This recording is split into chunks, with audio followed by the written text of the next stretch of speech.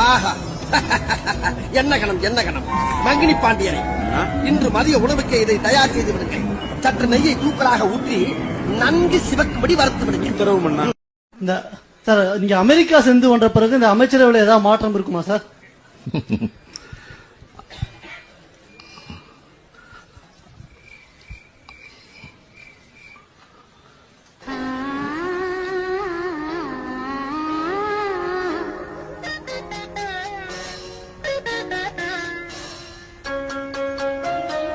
என்னடா சொல்ற? விடிய விடிய அங்கே இருந்தியா?